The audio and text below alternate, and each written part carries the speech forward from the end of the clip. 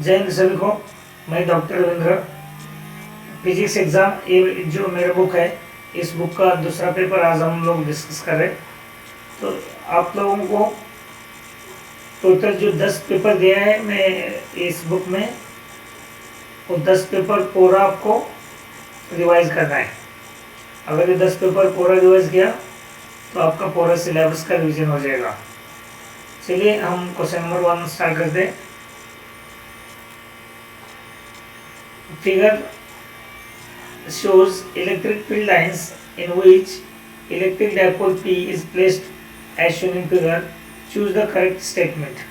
Then electric field lines here not a parallel, and this is a dipole minus q and plus q, and this is P is a dipole moment.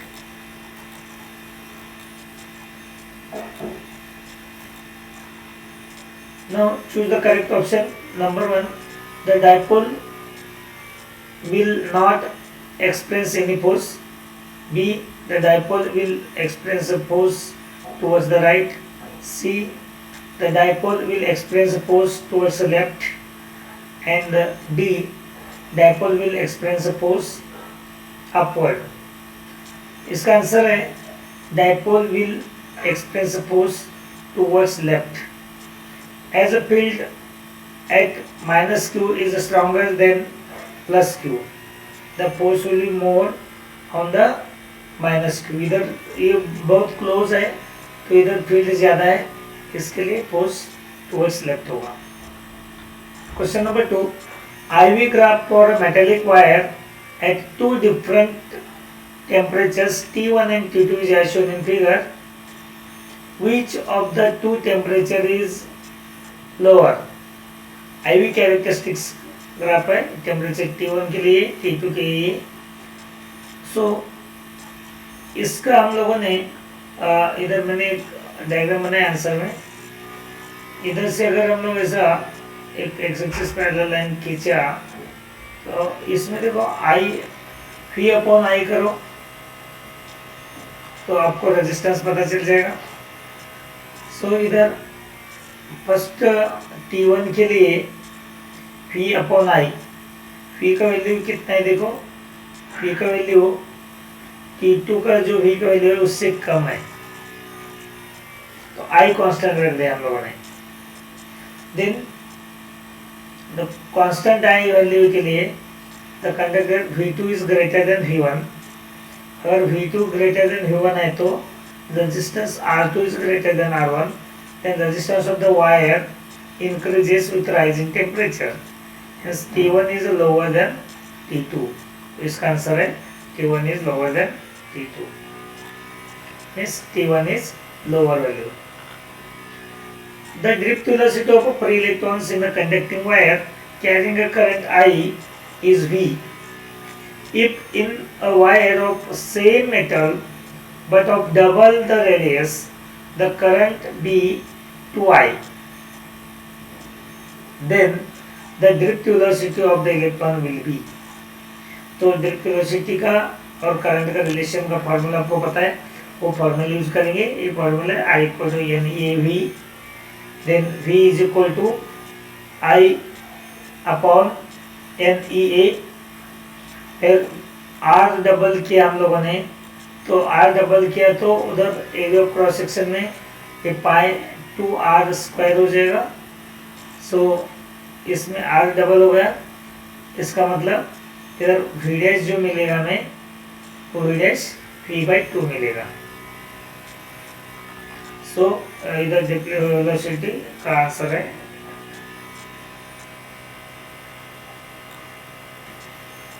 V/2। In a semiconductor, barrier potential offers opposition to, barrier potential किसको oppose करे? Majority carriers को in both the region. तो इसका option है C. Question number 5, the energy level of an atom are given below in the diagram. Which of the transitions belong to Lyman and Balmer series? Lyman and Balmer series आपको पता है, first आप ऐसा याद रखिए Lyman Balmer Paschen Brackett Pfund series, तो ऐसे याद रखेंगे एक सीरीज का सीक्वेंस, लो बी पी बी पी, लो बी पी बी पी। ये लाइमन, ये बाल्मर, ये पास्सन, ये ब्रैकेट, ये पीपन सीरीज। तो ये सबसे नीचे होगा लाइमन सीरीज, और उसके बाद होता है बाल्मर सीरीज, और उसके बाद होगा पास्सन सीरीज, फिर उसके बाद होगा ब्रैकेट सीरीज, उसके बाद और एक खींच दिया तो होगा पीपन सीरीज।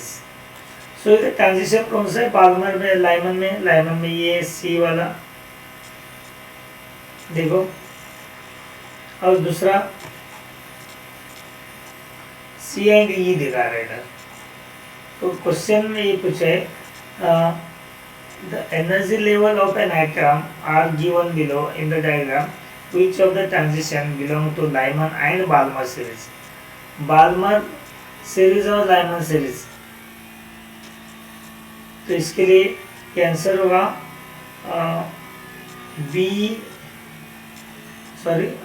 सी एंड ई। तो इसका आंसर है transition C and E belong to Lyman series. लेकिन इधर जो ऑप्शन में जो दिया है, ऑप्शन में सारे लाइमन के लिए दिया है। अगर सारे लाइमन के लिए दिए तो लाइमन में कौन आ रहे हैं? ये दो लोग आ रहे हैं, कौन कौन? C and E. In Balmer series Lyman and Balmer पूछा है, बट बाल्मर का इधर ऑप्शन में कोई भी बाल्मर का रिलेटेड ऑप्शन नहीं है, इसके लिए इसका आंसर होगा ई, बी आंसर होगा।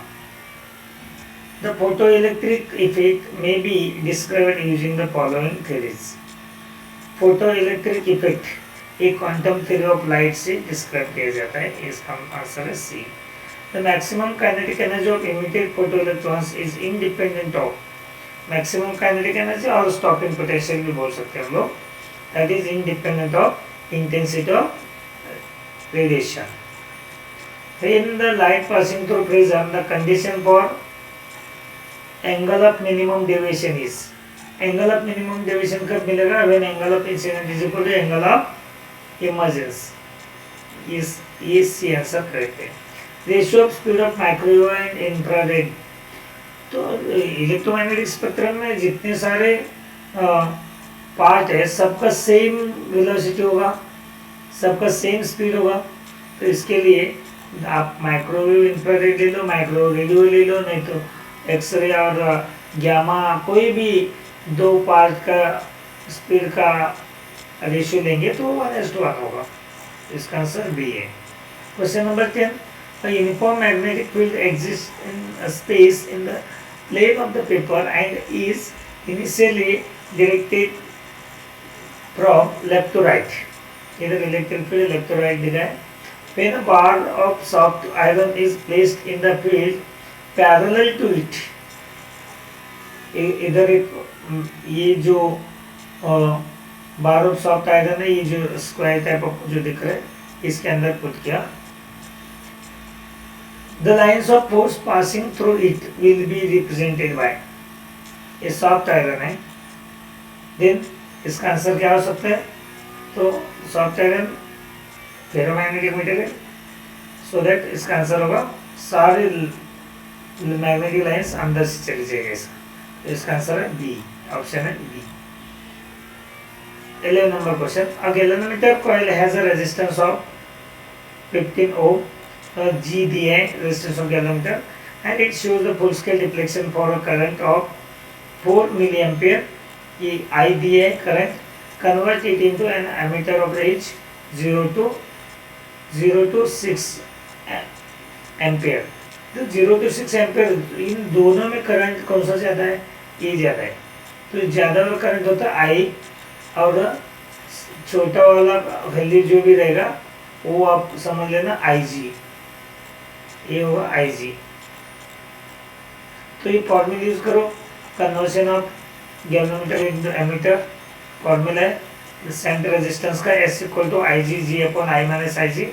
सो इतना शंट रेजिस्टेंस अगर हम लोग पैरेलल में कनेक्ट किया तो वो एमीटर बन जाएगा। तो इसके लिए आंसर है 0.01 ओम। इसका सी ऑप्शन करेक्ट है। What is the SI unit of inductance? इधर सेल्फ इंडक्टेंस भी बोल सकते हैं, म्यूचुअल इंडक्टेंस भी बोल सकते हैं। तो उसका आंसर है Henry. So now AR question. Question number 13 assertion. फिर असर्शन में 4 ऑप्शन पहले देख लो।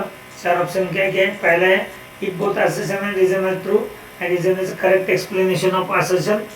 B, both assertion and reason are true but reason is not a correct explanation of assertion. Third, if assertion is true but reason is false. Fourth, both assertion and reason are false. Question number 13 देखो. When the apparatus of Young's double slit experiment is brought in a liquid from air, the fringe width decreases. Fringe width decrease हो रहा है बोल रहे हैं, तो correct है। fringe width का है inversely proportional to refractive index होता है। सो नाउ रीजन क्या दिया है? The wavelength of the light decreases in the liquid. So ये भी करेक्ट है और करेक्ट एक्सप्लेनेशन है। इसके लिए इसका option A. Second question number 14 photoelectric effect demonstrates the wave nature of the light. ये रॉन्ग है क्योंकि फोटोइलेक्ट्रिक इफेक्ट ये particle nature of light explain करता है। Then the number of photo electrons is proportional to the velocity of incident radiation. कोई relation नहीं है, इसके लिए दोनों रॉन्ग है। Then number of photo electrons independent of velocity. Question number 15. Electron has a higher mobility than hole in a semiconductor. Reason is mass of electron is less than mass of hole. Here, first assertion is correct because electron is higher mobility than the hole in the semiconductor. And reason is false, so C option is correct. 16 number question. Gamma rays are used in a food preservation. This is correct. Gamma rays effectively kill bacteria and parasites in the food products. Yes, this is correct and correct explanation. Answer is A. Now section B, 2 more questions. There are 5 questions. So first question is a numerical, that is from the current electricity. Calculate the value of resistance R in the circuit shown in the figure so that the current in the circuit is 0.2 ampere. Total current in the circuit is 0.2 ampere. What would be the potential difference between point B and D? B and E के बीच में potential difference कितना है, हमें find out करना है। Okay, तो इसके लिए इधर मैंने आंसर दिया है, हम लोग डायरेक्ट आंसर की तरफ जाएंगे। तो पहला रेजिस्टेंस बी सी डी में कितना टोटल रेजिस्टेंस देखो, बी सी डी में ये दोनों सीरीज में ये रेजिस्टेंस हो गया 5 + 10 15 हो गया। तो ये दोनों सीरीज जो है वो इसके साथ पैरेलल है 10 के साथ, ये 10 के साथ पैरेलल है। तो फिर वो क्या हो जाएगा, उधर इफेक्टिव रेजिस्टेंस बी एंड ई के बीच में 1/30 + 1/10 + 1/15। देखो इधर एक हो गया और ये सेकेंड पार्ट हो गया, ये दोनों मिलके इसके साथ पैरेलल है। तो 30 10 एंड 5 + 10 दैट इज 15। ये तीनों पैरेलल है। टोटल रेजिस्टेंस तीनों पैरेलल का रेजिस्टेंस ऐसे फाइंड आउट कर रहे हैं 1/RBE = 1/30 + 1/10 + 1/15। सो RBE = सॉल्व करो, अब 5 ओम रेजिस्टेंस मिलेगा। Then applying Kirchhoff's law, then current here 5 resistance into current plus R into 0.2 again, इधर एक R लगाया है, R into 0.2, then plus 15 into 0.2 plus इधर 15 है, ये 15 है, 15 into 0.2 is equal to 8 - 3। Total voltage कितना है इधर 8 है और इधर 3 है। किरचॉफ्स लूप रूल ऐसा यूज करो, नहीं तो किरचॉफ्स लूप रूल ऐसा यूज करो, दोनों सेम ही आएगा। जब अगर ऐसा यूज करें, इधर से इधर आ रहे हैं आपको ऐसा, देन इधर ये क्या हो जाएगा, ये EMF 8 वोल्ट है। ये छोटा लाइन से बड़ा लाइन से अगर हम लोग जा रहे हैं तो हम लोग इसको प्लस लेंगे, और इधर से जैसे हम लोग इधर आएंगे, ये बड़ा लाइन से छोटा लाइन जा रहे हैं तो ये माइनस लिखेंगे। इसके लिए ये 8 माइनस 3 हो गए, इस साइड पोटेंशियल का हो गया। और अगर आप लोगों ने करंट का डायरेक्शन में जा रहे हैं तो माइनस ले लो, करंट का अपोजिट डायरेक्शन ले रहे हैं प्लस ले लो। तो इस रूल के हिसाब से इसका आंसर आएगा R equal to 5। Then effective voltage between B and D that is equal to IR। I current जो है 0.2 इंटू R है 5, तो इसका आंसर आएगा 1 volt. Question number 18, two identical circular loop से बहुत इंपॉर्टेंट क्वेश्चन है, ये रिपीट होने का चांस है। Two identical circular loops P and Q, each of radius R and carrying the currents I and 2I respectively, are lying in parallel planes such that they have a common axis। ये common axis है और ये दो current loop है। ये first current I है, second current is I2I। Their centers are distance 2R apart। The radius of the circular loop R and the distance between their centers C1 and C2, that is a 2R. This distance is 2R. The direction of current in both the loops is clockwise। दोनों में current का direction clockwise है। कभी कभी एक को clockwise दूसरे को एंटी क्लॉकवाइज भी बोल सकते हैं, ये भी ध्यान रखना है। इधर को क्लॉकवाइज दे के एंटी क्लॉकवाइज दिए है और चेक करना है।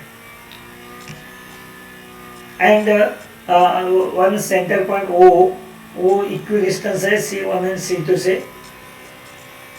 Find the magnitude of net magnetic field eight point O में इन दोनों की वजह से मैग्नेटिक फील्ड क्या है फाइंड आउट करना है। इसके लिए हम फॉर्मूला यूज करेंगे magnetic field on the axis of circular loop. वो फॉर्मूला है इसके लिए, फर्स्ट लूप के लिए μ0I r² upon 2 within bracket r² plus r², मतलब इधर r² प्लस x² चाहिए था, लेकिन इधर क्या है x, मतलब ये जो डिस्टेंस है ये x, ये भी r ही है, इसके लिए लिखा हम लोगों ने r² plus r² raise to 3/2। तो इसका is equal to μ0I upon 4√2r। ये पॉइंटिंग टूवर्ड्स P, ये इसका ये फोर्स पॉइंटिंग टूवर्ड्स P, मतलब P के तरह ऐसा आएगा इसका। Second, magnetic field induced at O due to the current loop Q। Q के लिए इधर I की जगह 2I लिखेंगे। सो एक B2 is equal to μ0 2I r² upon 2 under within bracket r² plus r² raise to 3/2। तो ये आएगा μ0 I upon 2 √r 2√2r pointing towards this, इस साइड होगा। ओके, सो दोनों को ऐड करो तो नेट मैग्नेटिक फील्ड क्या होगा, B equal to B2 minus B1। तो जो बड़ा है वैल्यू उसमें से छोटा वैल्यू माइनस करो, क्योंकि दोनों अपोजिट डायरेक्शन में है। तो नेट फील्ड क्या है μ0I अपॉन 4√2r। अगर ये दोनों एक the direction of current in the both loops is anti clockwise as seen from O से दोनों एंटी क्लॉकवाइज दिख रहे हैं। जब मैं O पे खड़े रहूंगा दोनों एंटी क्लॉकवाइज दिख रहे हैं, मुझे दोनों एंटी क्लॉकवाइज दिख रहे, तो ये दोनों एक ही डायरेक्शन में नहीं होगा। तो O से अगर मैंने कोई और जगह से देखा, इस साइड से देखा, तो उस टाइम में दोनों एंटी क्लॉकवाइज नहीं लगेगा, एक क्लॉकवाइज लगेगा एक एंटी क्लॉकवाइज लगेगा। सपोज मैं इधर देखा तो भी वो क्लॉकवाइज एंड एंटी क्लॉकवाइज होगा। इस टाइम में दोनों का मैग्नेटिक फील्ड का डायरेक्शन एक ही साइड होगा, इसके लिए इसका आंसर होगा टुवर्ड्स द पी होगा, मतलब दोनों का मैग्नेटिक फील्ड का डायरेक्शन ऐसे होगा। ये क्वेश्चन ऐसे भी टर्न करके पूछ सकते हैं। तो इधर ऐड करना है, इधर सब्ट्रैक्ट किया है, इधर ऐड करना है, same direction, same clockwise and anti clockwise हो। इधर ये ऐसा लिखा है, the direction of current in both the loops is clockwise as seen from O. तो क्लॉकवाइज होगा तो ये आएगा, एंटी क्लॉकवाइज होगा तो ये दूसरा भी रिजल्ट मैंने इधर लिखा है। और एक क्वेश्चन है सिमिलर, दो कॉइल इधर भी, लेकिन दोनों कॉइल ऐसे लगाया परपेंडिकुलर टू ईच अदर, इसमें 2I करंट है, इसमें I करंट है। Then what is the magnetic field at the center O, उसके लिए फॉर्मूला क्या आएगा, magnetic field at the center of circular coil का फॉर्मूला है। कॉइल 1 के लिए B1 equal to mu naught I upon 2R, coil 2 के लिए B2 is equal to mu naught 2I upon 2R। So here B2 is equal to 2 times of B1 है। और दोनों perpendicular to each other है, दोनों perpendicular होगा तो theta हो गया 90, then cos 90 is equal to 0, therefore resultant magnetic field at O is equal to, उस टाइम ये फॉर्मूला आएगा under root B1 square plus B2 square plus 2B1 B2 cos theta ये हो गया, इसका वैल्यू ये 0 90 की वजह से ये पूरा वैल्यू 0 आ जाएगा, ये कंप्लीट 0 आ जाएगा, तो बच गया under root B1 square plus B2 square. So B1 तो as it is, B2 is equal to B1 है, then the equation become under root B1 square plus 2B1 square, so that is equal to 5B1 square. So B1 into under root 5, तो B1 का value put करो, इधर है B1 mu naught I upon 2R, so under root 5 mu naught I upon 2R। Question number 19, ये दोनों question देखो, ये question पहले एक बार पूछ चुके हैं बोर्ड में, ठीक है। और एक क्वेश्चन इसमें ऐसा आ जाएगा, एक लूप ऐसा रहेगा इधर और सेकंड लूप ऐसा होगा, तो इधर मैग्नेटिक फील्ड कितना होगा इस पॉइंट पे, इधर पॉइंट वो कर देता हूँ मैं। तो ऐसा टाइप भी क्वेश्चन में डिस्कस किया है नेक्स्ट क्वेश्चन पेपर में, कोई ना ये 10 क्वेश्चन में पेपर में कहीं ना कहीं आपको मिल जाएगा। तो ये क्वेश्चन रिपीट होने का चांसेस है, ये भी पूछा था बोर्ड में एक बार। Now next to similar coil, ये हो गया। उसके बाद question number 19, state two properties of electromagnetic waves, how can we show that electromagnetic wave carry a momentum. पहले प्रॉपर्टीज बताओ, प्रॉपर्टीज बहुत सारे हैं, तो उसमें से आप दो ही पूछे आपको। तो ये पहला प्रॉपर्टी लिखेंगे, electromagnetic waves in transverse nature, does not get deflected by electric and magnetic field,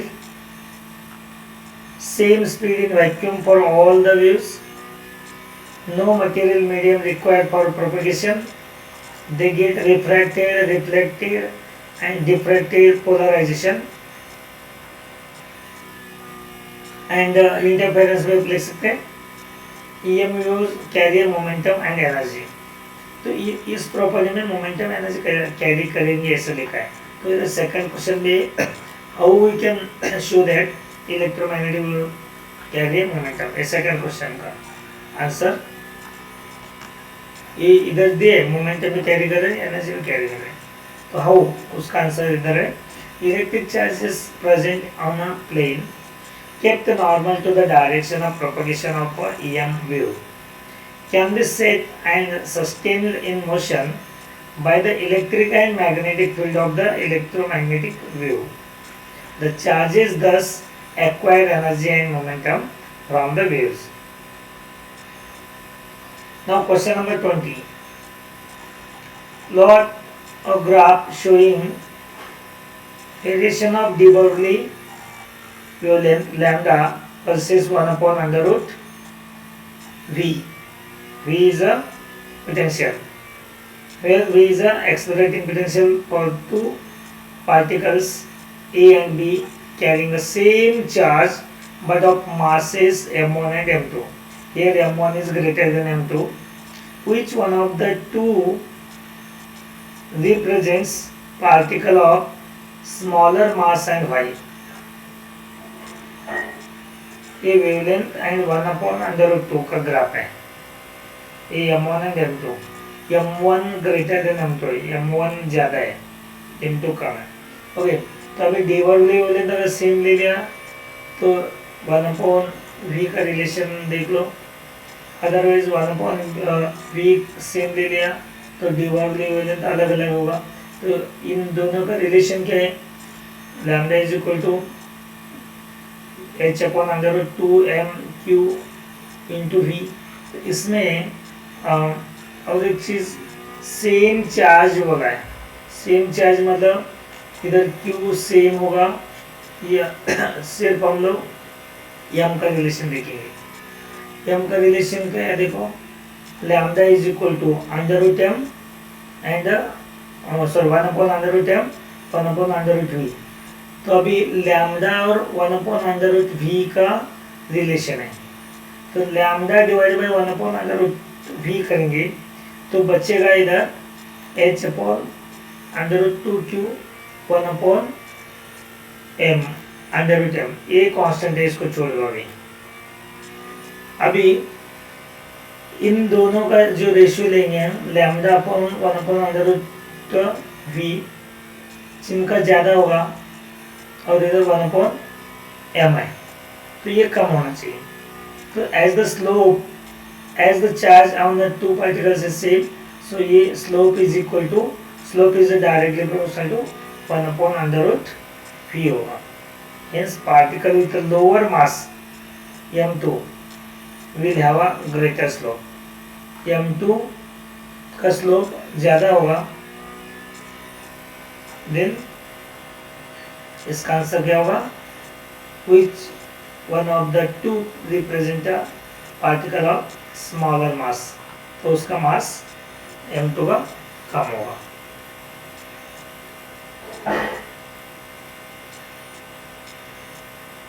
How does the angle of minimum deviation of glass prism vary if the incident violet light is replaced by a red light? Angle of minimum deviation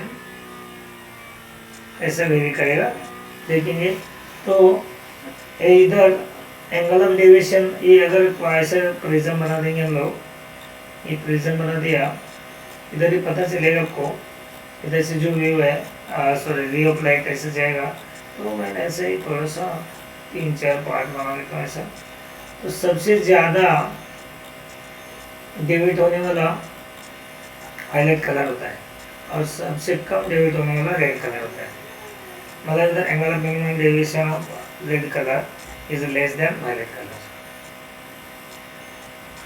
the line AB in the diagram represent a lens. State whether the lens is convex or concave. ये question भी important है. ये line मतलब ये lens है, ये convex है कि कॉन्केव हमें बताना है. So it is a concave और the diverging lens because refracted ray is bending away from the principal axis. Refracted ray क्या हो रहा है? Bending away from the principal axis. इसके लिए हम लोग उसको बोलेंगे कॉन्केव और डाइवर्जिंग लेंस है. तो ये नीचे नहीं आ रहा है, ये ऊपर जा रहा है ऐसा. ओके, सपोज ये कॉन्केव बना दिया हम लोगों ने ऐसा. तो इधर से आके ऐसे इधर ऊपर चला जा रहा है, इधर से आके ऐसे ऊपर चला जा रहा है. तो ये अगर अंदर की तरह आ जाते हैं ऐसा, तो हम लोग इसको मान लेते हैं ये कॉन्वेक्स लेंस होगा. लेकिन ये कॉन्केव लेंस है. सी सेक्शन का जो क्वेश्चन है 3 मार्क का क्वेश्चन. 3 मार्क क्वेश्चन में 2 मार्क क्वेश्चन में भी एक क्वेश्चन और होगा और 3 मार्क क्वेश्चन में भी एक क्वेश्चन और होगा. मैं कई क्वेश्चन पेपर में सारे क्वेश्चन कवर करने के लिए कहीं 2-3 क्वेश्चन पेपर में 2 और दिए एक सी सेक्शन में. बट अब याद रखना एग्जाम में as per sample paper. C section में भी एक क्वेश्चन, कोई भी एक क्वेश्चन को और क्वेश्चन होगा, ऑप्शन मिलेगा आपको, और बी सेक्शन में भी वैसे ही होगा। और जो ई सेक्शन है, ई सेक्शन में 5 मार्क का हर क्वेश्चन को और क्वेश्चन होगा, ऑप्शन होगा उधर। ओके, नो 3 मार्क क्वेश्चन हम लोग देख लेंगे। 22 नंबर क्वेश्चन ए और बी पार्ट में 1.5 मार्क इसके लिए, 1.5 मार्क इसके लिए, सॉरी सी भी है इसमें, तो मतलब 1 मार्क का 3 क्वेश्चन है। पहला क्वेश्चन है what will be the effect on interference fringes if red light is replaced bye blue light. Red light से ब्लू लाइट अगर हम लोग रिप्लेस कर दिया तो फ्रिंज विड्थ में क्या इफेक्ट होगा। So we know that fringe width is equal to lambda d by small d. Capital D is the distance between a slit and screen, and small d is the distance between the slits. So this beta is fringe width is directly proportional to wavelength. जिनका wavelength ज़्यादा है उधर fringe width ज़्यादा होगा, जिनका wavelength कम है उधर fringe width कम होगा। सो इधर ब्लू लाइट का वेवलेंथ, रेड और ब्लू लाइट का वेवलेंथ अगर कंपेयर किया, ब्लू लाइट का वेवलेंथ कम है, less, the wavelength of blue light is less than that of red light, hence if the red light is replaced by the blue light then fringe width decreases and fringes come closer. Question number 22 का B, how does the fringe width of interference fringes change when the whole apparatus of Young's experiment is kept in water of refractive index 4/3। तो refractive index inversely proportional है, तो इधर क्या आएगा, fringe width decreases to 3/4 times, 3/4 times fringe width decrease होगा। तो आप लोग इसको डायरेक्ट ये फॉर्मूला में इधर एन लिख सकते हैं, रिफ्लेक्टिव इंडेक्स, इधर रिफ्लेक्टिव इंडेक्स बढ़ गया तो फ्रिंज विड्थ डिक्रीज होगा। कितना टाइम्स, 3/4 टाइम्स उन्होंने दिया already. Why is the interference pattern not detected when the two coherent sources are far apart और when the two coherent sources are infinitely close to each other। तो fringe width detect नहीं होगा, क्यों नहीं होगा, क्योंकि वो सारे फ्रिंज डिस्टेंस बढ़ने से इधर क्या हो रहा है, देखो ये इक्वेशन देखो, beta is equal lambda d by d. अगर ये डिस्टेंस बिटवीन द स्लिट बढ़ा दिया हम लोगों ने, बढ़ा दिया तो फ्रिंज विड्थ कम हो जाएगा, क्लोज आ जाएंगे, और ये अगर कम किया, वेरी क्लोज रख दिया, वेरी क्लोज रख दिया तो भी फ्रिंजेस फॉर्म नहीं होगा। क्यों, वो ओवरलैप हो जाएंगे दोनों सारे फ्रिंजेस। एक में तो एक ही बड़ा फ्रिंज होगा, अगर ये डिक्रीज किया तो ये बीटा बढ़ गया तो एक ही बड़ा फ्रिंज बनेगा, वो पूरा स्क्रीन कवर करेगा। अगर इसको डी को इंक्रीज किया और फ्रिंज विड्थ कम होगा और सारे ओवरलैप हो जाएगा, इसके लिए दिखेगा नहीं। पहला क्या है, if the sources are far apart, d is large, so the fringe width will be so small that fringes are not resolved and they do not appear separate.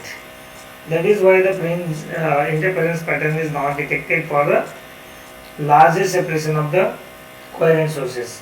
Second part, when D is infinitely small, the fringe width beta will be too large. In such a case, even a single fringe may occupy the whole field of view. Hence, the interference pattern cannot be detected. Question number 23. A student measures the focal length of the convex lens by putting an object pin at a distance u from the lens and measuring the distance v of the image pin. Plot a graph between u and v आप लोग ये practical में किया है, UV graph find out किया आप लोगों ने, तो ये यू एंड वी ग्राफ ये ऐसे मिलेगा आपको सेकंड क्वाड्रेंट पे, इधर होगा माइनस यू,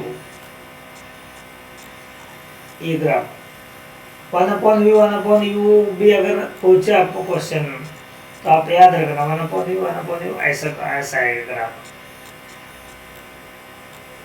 ये 1/u है 1/v का ग्राफ है, ये भी आप प्रैक्टिकल में कर चुके हैं। ओके, सो इसका बी पार्ट है, a converging beam of light travelling in a air converges at a point P as shown in figure. When the glass pair of a refractive index 1.5 is introduced in between the path of the beam, calculate the new position of the image. Also draw the ray diagram for the image formed. देखो ये एक glass pair इधर रख दिया इसके बीच में, और इसका ये डायमीटर इस पॉइंट से ये डिस्टेंस है 20 सेंटीमीटर और इसका डायमीटर है 10 सेंटीमीटर। सो इधर u क्या होगा, u is equal to 20 centimetre as per this figure, and refractive index of air n1 is equal to 1 है, then radius r is equal to 10 centimetre है, 10/2 दैट इज 5 सेंटीमीटर हो गया। As the light passes from a rare to denser medium, so the formula है n2/v minus n1/u is equal to n2 minus n1/r. n2 है refractive index of glass, n1 है refractive index of air। 1.5 divided by v minus minus 1/20, तो u तो है दिया है 20 is equal to 1.5 minus 1 divided by 5, so that the answer v is equal to आपको ये मिलेगा plus 10 centimetre.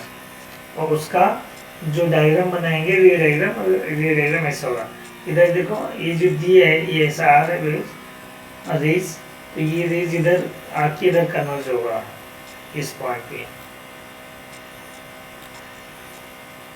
Now next question, the current flowing through an inductor of self inductance L is continuously increasing. Plot a graph showing the variation of magnetic flux versus the current, and second induced EMF versus di by dt, and magnetic potential energy stored versus current। ये तीन graph बनाना है जब current inductor से जा रहा है self inductor से। तो पहला है variation of current variation of magnetic field flux and current. Magnetic flux and current का ये ग्राफ होगा directly proportional. Flux is equal to D I by D T, ये magnetic flux phi is directly proportional to I होता है, इसके लिए ये graph होगा। Second induced EMF versus D I by D T, तो ये E is equal to minus D I by D T होता है, L D I by D T ना,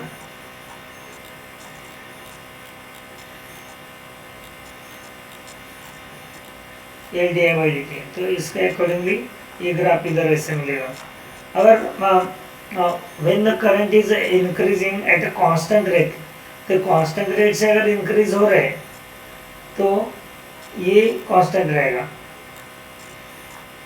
और magnetic energy stored versus current, magnetic energy stored versus current ये graph मिलेगा आपको।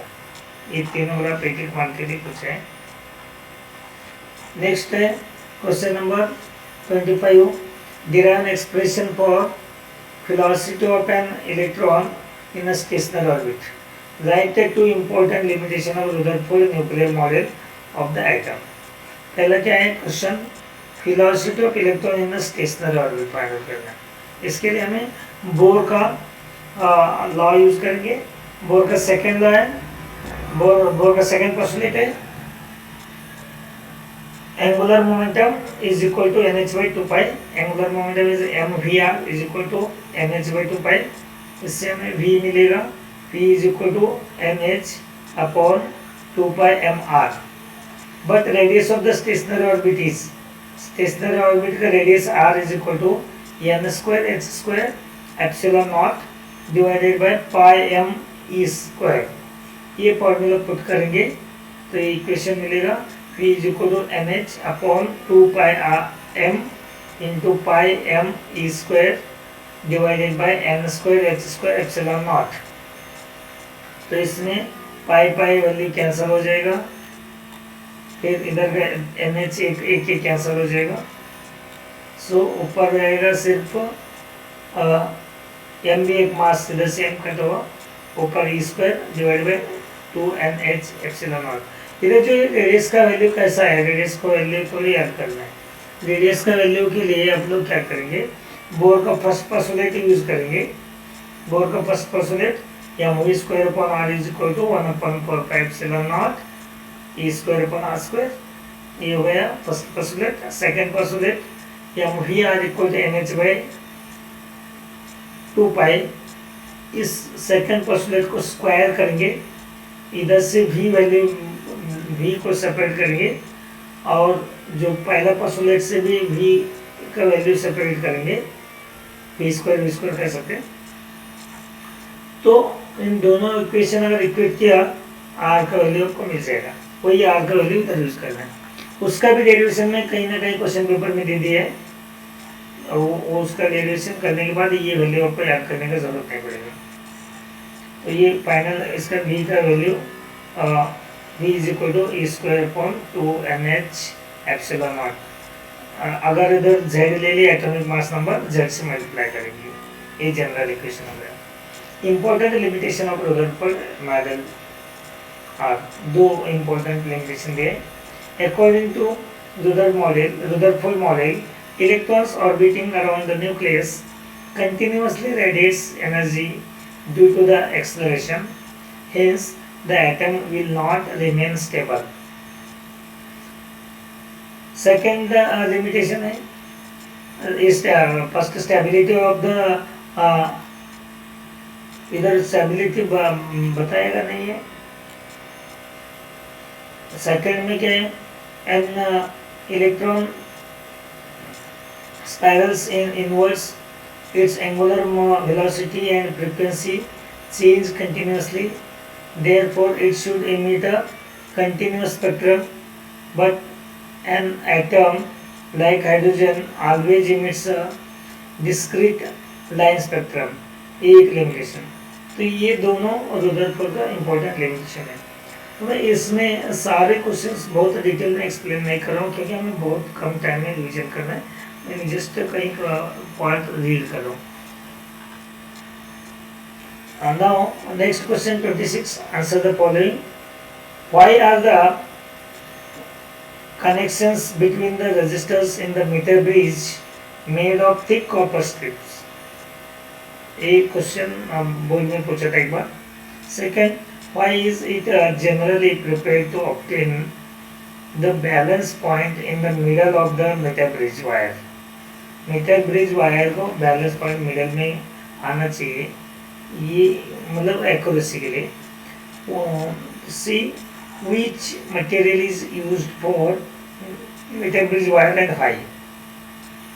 पहले का आंसर है तो कॉन्टैक्ट रेजिस्टेंस कम करने के लिए हम लोग ये स्ट्रिप्स यूज किए हैं और वो देखा इधर ऐसा thick copper strips offers a negligible resistance, so it does not alter the value of resistances used in the meter bridge. वो मतलब रेजिस्टेंस कम करने के लिए, और एरिया जब बना दिया तो रेजिस्टेंस कम हो गया. सेकेंड, बैलेंस पॉइंट सेंटर पे क्यों लेना है? If the balance point is taken in the middle, it is done to minimize the percentage error in calculating value of unknown resistance. percentage error कम करने के लिए. नेक्स्ट है कौन सा वो वायर यूज किया जाता है मीटर ब्रिज में? मैग्नीम एंड टंगस्टन और नाइक्रोम. इसमें से कोई भी एक लिखो. Are used in metre bridge because these materials have a low temperature coefficient of resistivity. कोई भी low temperature coefficient of resistivity वाला मटेरियल यूज करेंगे। इसको और में एक क्वेश्चन दिया है, a potential difference of 10 volt is applied between the points A and B. A and B के बीच में इधर पोटेंशियल डिफरेंस रहा है 10 volt. Okay, 10 volt as shown in figure. Calculate the equivalent resistance of the network. तो equivalent resistance हमें find out करना है across the point A and B. The magnitude of current flowing in the arm AFCEB current में find out करना है between AFCEB, इस side से current find out करना है इस आर्म पर। दूसरा AFD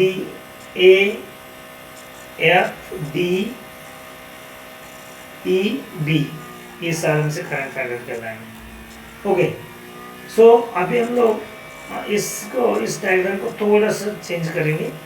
ये जो पार्ट दिख रहा है इधर, इस पार्ट को, this part we shifting this part, इधर से लेकर इधर तक का ये जो पार्ट है इसको खींच के इस साइड लेके आए हम लोग। तो ये 2 ओम मिडल पे आ गया, मतलब ये आपको वेस्टर्न नेटवर्क दिखेगा ऐसा टाइप। ये 2 ओम ये इस साइड था, ये उसको इधर लेके गया। तो इधर दोनों साइड रेजिस्टेंस देखो, इधर 2 ओम है, इधर 2 ओम है, इधर 2 ओम है। तो सब जगह 2 ओम अगर रेजिस्टेंस होगा तो ये वेस्टर्न बैलेंस कंडीशन फॉलो करेगा। R1/R2 = R3/R4। जब R1/R2 ये R1 मान लिया, R1/R2 = R3/R4 मान लिया, तो अगर इक्वल होगा तो इधर से करंट फ्लो नहीं होगा, सीधी से करंट फ्लो नहीं होगा। Okay, now the potential at point C and D is the same, no current flowing between C and D. Then ये टोटल रेजिस्टेंस क्या बन गया इधर से इधर, ये दोनों सीरीज में, तो 2 + 2 4 हो गया। ये दोनों क्या हो गया, 2 + 2 4 हो गया। इसको मान लें R1, इसको मान लें R2। देन R1 = 4 ohm and R2 = 4 ohm. और ये दोनों क्या है, अभी पैरेलल है। ये इधर का ये R1 बन गया, तो इधर का ये R2 बन गया। ये दोनों पैरेलल है।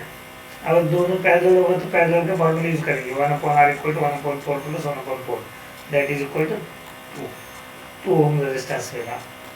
ओके, ये 2 ओम रेजिस्टेंस मिल गया। तो total resistance of circuit 2 ohm हो गया।